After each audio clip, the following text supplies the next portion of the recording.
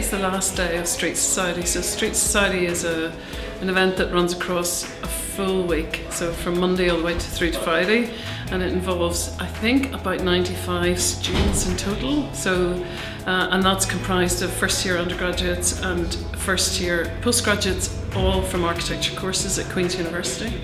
And so they come together for the week, but prior to that there's about 5 months of work in the lead up to try and identify locations and possible clients, and we're working within the remit of Urban Villages. So we're part of the Urban Villages initiative, and by this stage we're at the last day and they're presenting to the client, and they're presenting to anyone from the local community who wants to come along. So we've been looking at providing the Colin Neighbourhood Partnership with a model. We've been working on the development of the Footprints Women's Centre and try to show how a new public space can be created within Colin. The model that they've created for the master plan is going to be extremely useful when we're engaging with the community in the future about the master plan, what it's going to look like, because it shows people where the master plan is happening in relation to where they live, and that how it will benefit them as well. So I think that the community will understand much better now. I say this hasn't happened to us before, it's just been maps. So we've never actually had a model of anything. So that's really useful. So having those young architects coming in, thinking about their ideas, being students themselves, knowing what it's like to be a young person, knowing what young people's issues are able then to reflect that in the designs that they come up with, you know. And some of the designs are fantastic.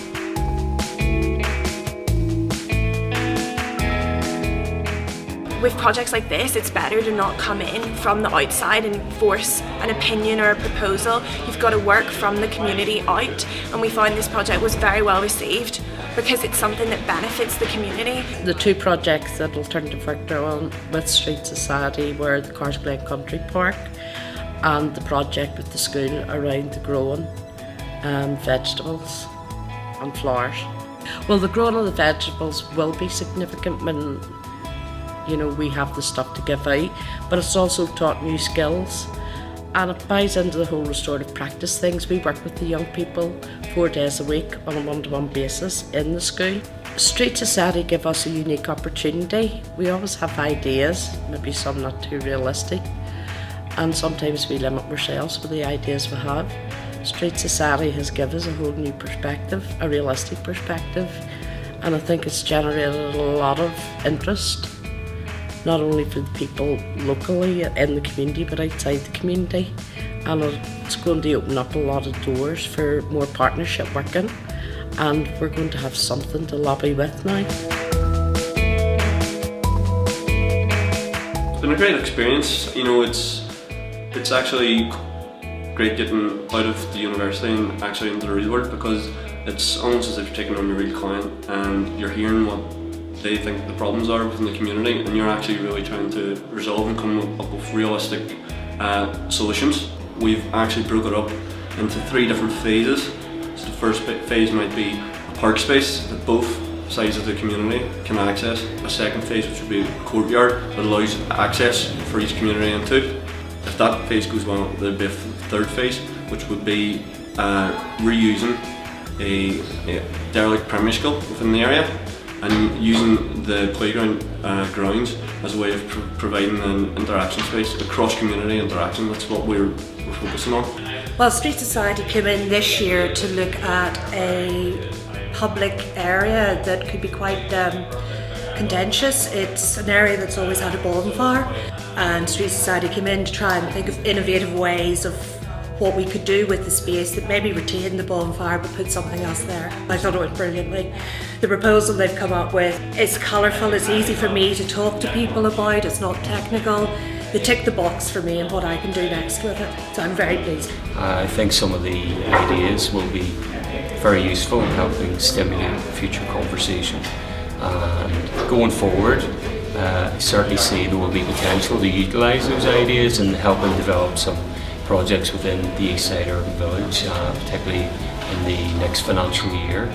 I know we're about to commission a further piece of work down at Fraser Pass, so that cultural space. So certainly those particular ideas will be very useful.